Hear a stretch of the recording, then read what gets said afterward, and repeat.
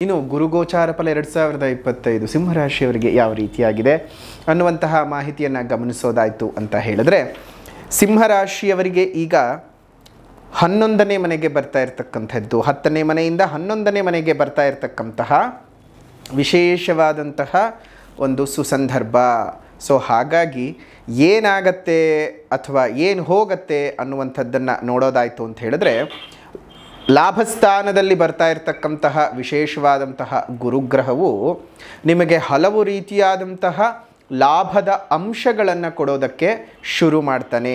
ಎಲ್ಲ ವಿಧದಲ್ಲೂ ಅನೇಕ ರೀತಿಯಾಗಿರ್ತಕ್ಕಂತಹ ತಾಪತ್ರಯಗಳಿಂದ ನಿಮ್ಮನ್ನು ಒಂದು ಸ್ವಲ್ಪ ಆಚೆ ಕಡೆ ಕರ್ಕೊಂಡು ಬರ್ತಾನೆ.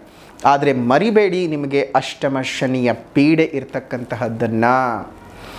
ಒಂದು ಹಂತಕ್ಕೆ ನಿಮಗೆ ಗುರು ಒಳ್ಳೆಯ ಅವಕಾಶಗಳನ್ನು ಕೊಡ್ತಕ್ಕಂತಹ ಗ್ರಹವಾಗಿದ್ದರೆ, ಶನಿ ಸ್ವಲ್ಪ ಮಟ್ಟಕ್ಕೆ ಏರುಪೇರುಗಳನ್ನು ಕೊಡ್ತಾನೆ.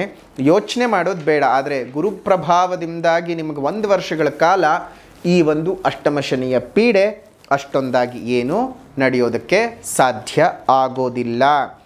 ಏನೇನು ಅಂಶಗಳನ್ನು ಗಮನಿಸಬಹುದು ಅಂತಂದರೆ, ಸಿಂಹರಾಶಿಯವರಿಗೆ ನೋಡಿ, 11ನೇ ಮನೆ ಅಂದ್ರೇ ಲಾಭ. ವ್ಯಾಪಾರ ವ್ಯವಹಾರಗಳಲ್ಲಿ ಉದ್ಯೋಗದಲ್ಲಿ ಹೆಚ್ಚಿನ ಮಟ್ಟದ ಲಾಭಗಳು ಬರ್ತಕ್ಕಂಥದ್ದು, ಅದೇ ರೀತಿಯಾಗಿ ಉದ್ಯೋಗದಲ್ಲಿ ಪ್ರಮೋಷನ್ ಸಿಗುವಂಥದ್ದು, ನೀವೇನಾದರೂ ಸರ್ಕಾರಿ ಉದ್ಯೋಗಿಗಳು ಏನಾದರೂ ಆಗಿದ್ದರೆ ಬಡ್ತಿ ಸಿಗುವಂತಹದ್ದು, ಶುಭ ರೀತಿಯಾದ ಟ್ರಾನ್ಸ್ಫರ್ಗಳಾಗ್ತಕ್ಕಂತಹದ್ದು. ಅದೇ ರೀತಿಯಾಗಿ ನಿಮಗೆ ಗುರುವಿನ ದೃಷ್ಟಿಯ ರಾಶಿಯನ್ನು ನೋಡಿದಾಗ ನಿಮಗೆ 3ಯ ಸ್ಥಾನದ ಮೇಲೆ, ಅದೇ ರೀತಿಯಾಗಿ 5ಮ ಸ್ಥಾನದ ಮೇಲೆ, ಅದೇ ರೀತಿಯಾಗಿ 7ಮ ಸ್ಥಾನದ ಮೇಲೆ ಗುರುವಿನ ದೃಷ್ಟಿ ಬರ್ತಾ ಇರೋದ್ರಿಂದ ತುಂಬ ದಿವಸಗಳಿಂದ ಮಾಡಿದಂತಹ ಕೆಲಸ ಕಾರ್ಯಗಳು ಏನು ಫಲ ಕೊಡ್ತಾ ಇಲ್ಲ ಅಂದರೆ, ಈ ವರ್ಷ ನಿಮಗೆ ಉತ್ತಮವಾದ ಫಲಗಳನ್ನು ಕೊಡೋದಕ್ಕೆ ಶುರು ಮಾಡುತ್ತೆ. ನಿಮ್ಮ ನಿರೀಕ್ಷಿತ ಫಲಗಳನ್ನು ನೀವು ಪಡ್ಕೊಳ್ಬಹುದು. ಅದೇ ರೀತಿಯಾಗಿ ಯಾವುದೇ ರೀತಿಯಾದಂತಹ ಅಡ್ಡಿ ಆತಂಕಗಳು ನಿಮ್ಮ ಪ್ರಯತ್ನಕ್ಕೆ ಬರ್ತಾ ಇದ್ದರೆ, ಏನೋ ಅಡೆ ಆಗ್ತಿದೆ, ಏನೋ ತಡೆ ಆಗ್ತಿದೆ ಅಂತೆಲ್ಲ ನೀವೇನಾದರೂ ಅಂದ್ಕೊಳ್ತಾ ಇದ್ದರೆ ಅವೆಲ್ಲವೂ ಸಹ ನಿವಾರಣೆ ಆಗುತ್ತೆ ಸಿಂಹರಾಶಿಯವರಿಗೆ. ಇನ್ನು ಅದೇ ರೀತಿಯಾಗಿ ನಿಮಗೆ 5ನೇ ಮನೆ ಮೇಲೆ ದೃಷ್ಟಿ ಬರ್ತಾ ಇದೆ ಅಂತ ಹೇಳಿದ್ವಿ. ಈ 5ನೇ ಮನೆ ಮೇಲೆ ದೃಷ್ಟಿ ಬರ್ತಾ ಇರೋದ್ರಿಂದ ನಿಮಗೆ ಅತ್ಯುತ್ತಮವಾದಂತಹ ಸಂತಾನದ ಅಪೇಕ್ಷೆಯನ್ನು ನೀವು ಫುಲ್ಫಿಲ್ ಮಾಡಿಕೊಳ್ಬಹುದು. ಮತ್ತು ನಿಮ್ಮ ಪೂರ್ವಿಕರ ಅನೇಕ ಪುಣ್ಯದ ಫಲಗಳನ್ನು ನೀವು ಶುಭ ರೀತಿಯಾಗಿ ಅನುಭವಿಸೋದಕ್ಕೂ ಸಾಧ್ಯವಾಗುತ್ತೆ. ಸಂತಾನರಹಿತ ಅನೇಕ ದಂಪತಿಗಳಿಗೆ ಶುಭ ರೀತಿಯಾದಂತಹ ಸಂತಾನದ ಯೋಗದ ಫಲವೂ ಸಹ ಈ ಒಂದು ವಿಚಾರದಲ್ಲಿ ಸಿಗ್ತಕ್ಕಂತಹದ್ದು ಆಗತ್ತೆ. ಕೇವಲ ಸಂತಾನದ ವಿಚಾರ, ಪೂರ್ವಪುಣ್ಯದ ವಿಚಾರ ಅಂತಲ್ಲ, ನಿಮ್ಮ ಅನೇಕ ಹಳೆಯ ಸಮಸ್ಯೆಗಳೆಲ್ಲ ಬಗೆಹರಿಯುವಂತಹ ವಿಚಾರಗಳು ಇದ್ದಾವೆ. ಅದೇ ರೀತಿಯಾಗಿ 7ಮ ಸ್ಥಾನದ ಮೇಲೆ ದೃಷ್ಟಿ ಬೀಳ್ತಾ ಇರೋದ್ರಿಂದ, ಅಷ್ಟಮ ಶನಿಯ ಪ್ರಭಾವ ಬೇರೆ ಇರೋದ್ರಿಂದ ನಿಮಗೆ ಮದುವೆಗಳು ನಿಶ್ಚಯವಾಗ್ತದೆ. 7ಮ ಸ್ಥಾನದ ಮೇಲೆ ನಿಮಗೆ ಗುರುವಿನ ದೃಷ್ಟಿ ಇರೋದ್ರಿಂದ, ಅಷ್ಟಮ ಶನಿಯ ಕಾಟ ಬೇರೆ ಇರೋದ್ರಿಂದ ನಿಮಗೆ ವಿವಾಹಗಳು ನಡೆಯುತ್ತೆ. ನೋಡಿ, ಅಷ್ಟಮ ಶನಿ ನಿಮಗೆ ಒಂದು ರೀತಿ ಈ ವಿವಾಹಗಳನ್ನು ಸಹ ತಂದು ಕೊಟ್ಬಿಡ್ತಾನೆ. ಮದುವೆಗಳನ್ನು ಮಾಡ್ಕೊಬಿಡೋದು, ದಿಢೀರ್ ಅಂತ ಮದುವೆಗಳಾಗ್ಬಿಡ್ತಕ್ಕಂಥದ್ದು. ಆದರೆ ಗುರುವಿನ ದೃಷ್ಟಿ 7ಮದ ಮೇಲೆ ಬಂದಿರೋದ್ರಿಂದ ಶುಭ ರೀತಿಯಾಗಿ ನಡೀತಕ್ಕಂತಹದ್ದು.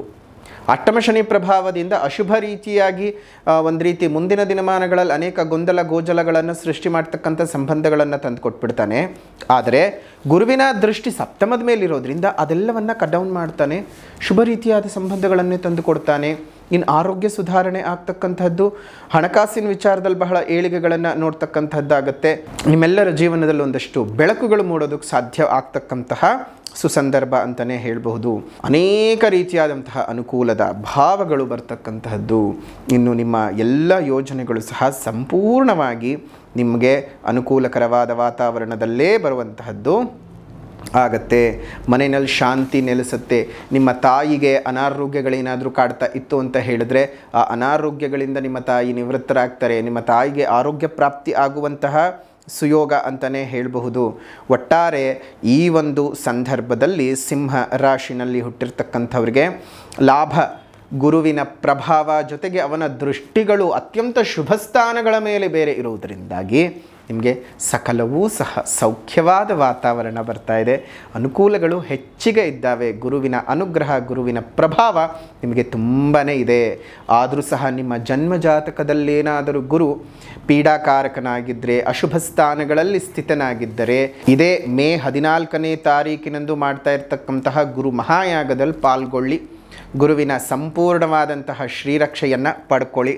ಎಲ್ಲ ವಿಧದಲ್ಲಿರ್ತಕ್ಕಂತಹ ತಾಪತ್ರಗಳನ್ನು ನಿವಾರಣೆ ಮಾಡಿಕೊಳ್ಬಹುದು. ಅದಕ್ಕೆ ಇರ್ತಕ್ಕಂತಹ ಶುಲ್ಕ ಕೇವಲ 333 ರೂಪಾಯಿಗಳು. ಒಬ್ಬರಿಗೆ ಗುರುವಿನ ಆಶೀರ್ವಾದ ಇರ್ತಕ್ಕಂತಹ ಅನುಗ್ರಹವಿರುವಂತಹ ರಕ್ಷೆಯನ್ನು ಕೊಡ್ತೀವಿ, ಅದನ್ನು ಕೈ ಕಟ್ಕೊಳ್ಬೇಕು.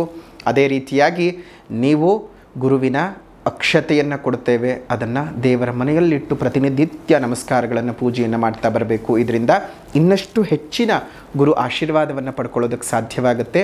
ಹೆಚ್ಚಿನ ಸಂಖ್ಯೆಯಲ್ಲೂ ಸಹ ನೀವು ನಿಮ್ಮ ಗುರುವಿನ ಬಲವನ್ನು ಹೆಚ್ಚಿಗೆ ಮಾಡಿಕೊಳ್ಬಹುದು ಅಂತ ಹೇಳ್ತಾ, ಇಲ್ಲಿ ಕೇವಲ ಹಣ ಕೊಡುವಂಥವರೇ ಬರಬೇಕು ಅಂತೇನಿಲ್ಲ, ಯಾರು ಬೇಕಾದರೂ ಸಹ ಬರಬಹುದು, ಸೇವೆ ಮಾಡಬಹುದು. ನಿಮಗೇನಾದರೂ ಇನ್ನಷ್ಟು ಹೆಚ್ಚಿನ ಶ್ರೀರಕ್ಷೆ ಬೇಕು ಅಂತ ಹೇಳಿದ್ರೆ ಪೂಜೆಯನ್ನು ಮಾಡಿಸ್ಕೊಳ್ಳಿ. ಅದಕ್ಕೆ ಬೇಕಾದ ವಿವರಗಳನ್ನೆಲ್ಲ ಇಲ್ಲಿರುವಂತಹ ಫೋನ್ ನಂಬರಿಗೆ ಫೋನ್ ಮಾಡಿದರೆ ನಿಮಗೆ ಸಂಪೂರ್ಣವಾದ ಮಾಹಿತಿಯನ್ನು ಕೊಡ್ತಾರೆ.